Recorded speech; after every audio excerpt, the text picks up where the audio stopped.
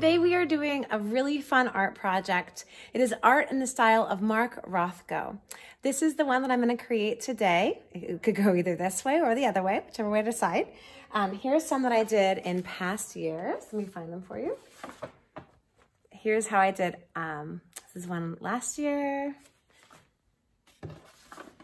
one the year before, and we're going to represent a season using color. And you get to talk to your family about what colors might represent different seasons and see what makes sense to you.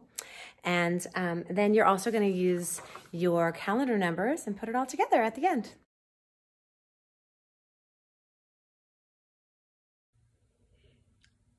To create your Mark Rothko inspired calendar art, you're going to need to set out your supplies first. It's highly recommended that you have some newspaper. And then if you can tape your paper onto the newspaper, not only will it stay steady and then give you newspaper so that you can go right up to the edges and not make a big mess everywhere, but if you go over the edges with the tape like this, it will give you a lovely border so that when you pull the tape off, it looks like that. If that's not possible for you, don't worry, just go right up to the edge. But as you're setting out the rest of your supplies, remember that you're going to now need to choose some colors. If you were here at school, we would be using these oil pastels. Now, not everyone has oil pastels at home. Maybe you have chalk pastels, or maybe you have crayons, or maybe you have paint, which is what Mark Rothko used.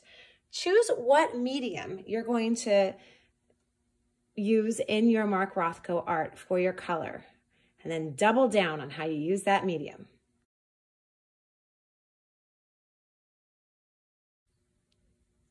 When you choose the colors for your Mark Rothko art, think about trying to recreate the feeling of a certain season.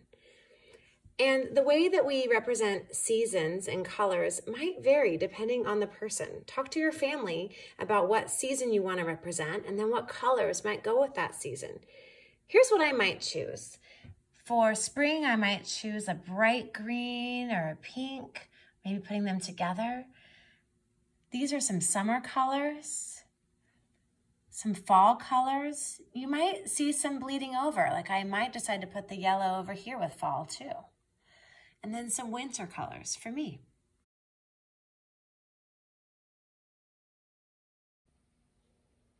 Now, Mark Rothko used rich, deep color and really wanted to saturate his paper with that color. So take this color, and you could start by going kind of side to side like this. But then if you want, you can also go in there like this and really, really go for it. If you want to use a couple bands of color, it's nice to sort of delineate where you're going to have your green and then where you're going to have your other colors. Here's how I did it with this one I was working on before. This is my summer from last year. And so I really wanted to use yellow, and then I wanted some orange in here, yellow, green, and then orange on the bottom. This one I'm going to do today, I really just want to focus on two colors. Now this is an important point. You want to go right up to the edge, really holding on, getting right up there.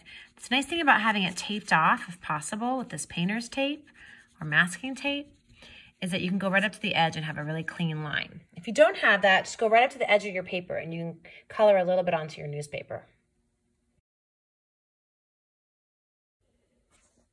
Now, sometimes Mark Rothko's art just used one color and just gave you a big splash of that color, but we're gonna want you to use at least two.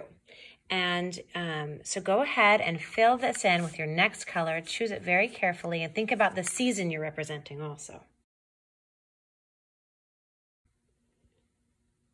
So once you've filled in your colors, you get to do the really fun part if you do happen to have pastels, either chalk or oil, and you can blend with your fingers. Now this is very messy, so have some rags nearby. Get ready to wash your hands before you touch the walls. And take your finger and just push it in like this and see what happens. Your color, that's your pastel, just kind of blends in together. It looks so beautiful. Almost looks like you've painted even though you've used a pastel. Now, let's say you want to get a little extra on this. I mean, I think this already looks great, like a beautiful spring representation and inspired by Mark Rothko. But if I want to just play a little bit more with this color, and I love blending, I might just add a little bit more, maybe just on the side here, and then I can blend that in too. So here it is before I've blended, and I take my finger and I just sort of play with it and I pull that color into each other.